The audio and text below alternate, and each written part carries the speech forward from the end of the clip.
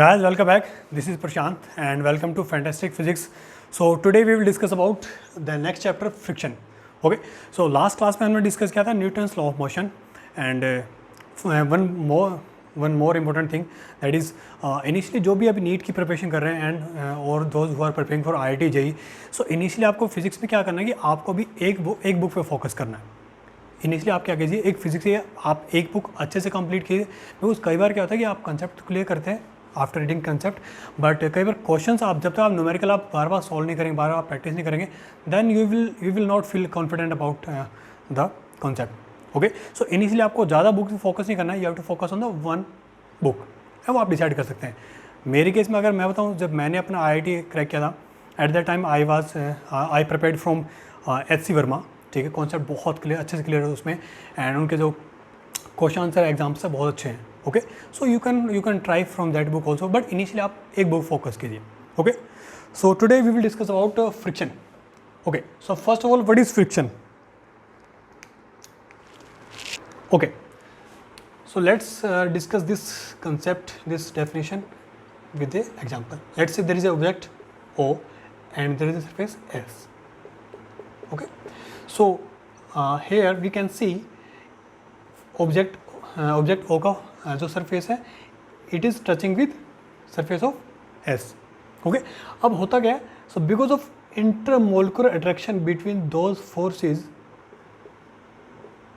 आपस में यहाँ पे एक फोर्स एग्जर्ट होता है because of electromagnetic force. Okay, because ये जो पार्टिकल है, ये चार्ज पार्टिकल होते हैं, so they will attract each other. Okay, so ये क्या करेंगे? So there is a force that will lie in between this surface, this called friction force.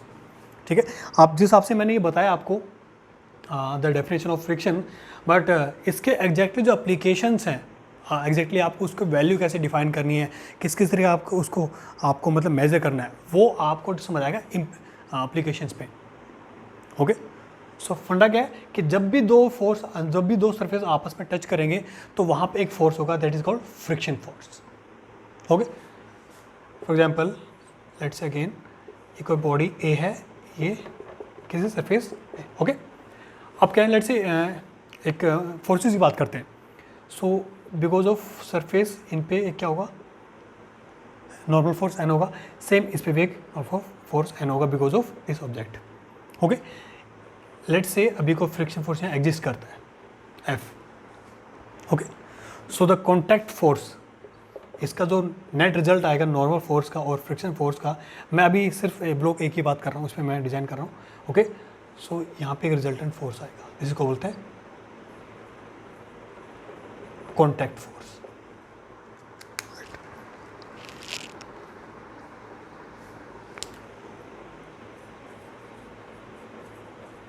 contact force. Okay, so this is the example, this is definition of friction. So friction अब exactly काम कैसे करता है, उसकी value कैसी होती है, कहाँ कहाँ उसको हम यूज़ करते हैं, कहाँ कहाँ पे आप उसको कंसिडर करोगे. Okay, so we will discuss about that.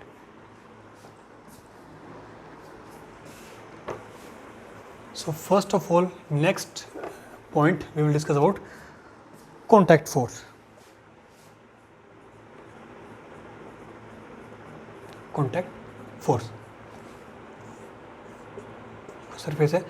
अब यहाँ पे क्या है, नॉर्मल फोर्स N है. लेट्स से इस डायरेक्शन में, अभी मैं अज्यूम कर रहा हूँ, अभी समझाने के लिए अज्यूम कर रहा हूँ. Okay, so the resultant of this force is friction and normal force, this called R, contact force. Okay, so it's not necessary that always the contact force will be perpendicular to the surface. It's not important, it's not necessary always. Okay, so depend करता है कि वहाँ पे कौन कौन से forces already available है. Okay, सो अगर इसकी हम बात करें, लेट्स से सरफेस की बात करें, तो N फोर्स डाउनवर्ड, ये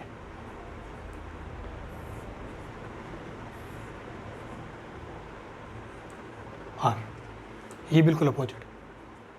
And for friction force, we can use Newton's third law. For every action there will be equal and opposite reaction. So अगर कॉन्टैक्ट फोर्स की डायरेक्शन R है इस object के लिए, देन इस ऑब्जेक्ट के लिए डायरेक्शन क्या होगी, इस साइड में R. Okay. And why? What are the causes of friction? Friction होता है क्यों, मतलब बेसिकली किस किस टाइप से रीजन क्या है फ्रिक्शंस के. ओके ठीक है, हमने डिस्कस कर लिया कि एक दो सरफेसेस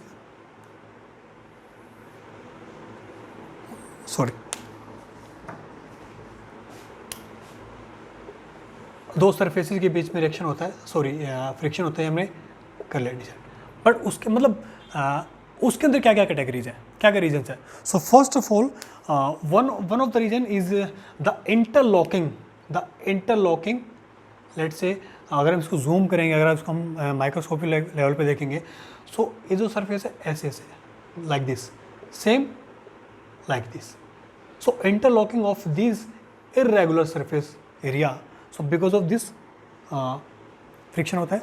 सेकेंड थिंग क्या है, because of bonding between the molecules, एक ये भी होता है.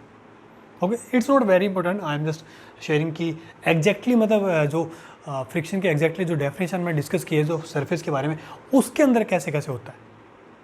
Okay, so because first is because of interlocking and second is because of the force between. For example like this, let's say this is surface 1 and this is surface 2. हो सकता है यहाँ पे आपस में intermolecular forces, I am just assuming कि यहाँ पे फोर्सेज नहीं है, but because of this irregularities the interlocking of this irregular areas, because of this friction will be there. And second point, so guys this is all about first part of friction. so इसमें हमने discuss किया what is friction, what are the types of frictions and उसका magnitude हम कैसे decide करते हैं. ठीक है, so in the next part we will discuss about the two block motion. Okay, कुछ और न्यूमेरिकल लेंगे mostly from S Verma book. And channel अभी न्यू है, so please subscribe and please share in your circle. So जिसको physics study करना, read करना है, then they can be connected with our channel. So for the latest updates subscribe and tap the bell icon and like the video. Thank you. So we will meet very soon for the second part of friction. Thank you, love you all.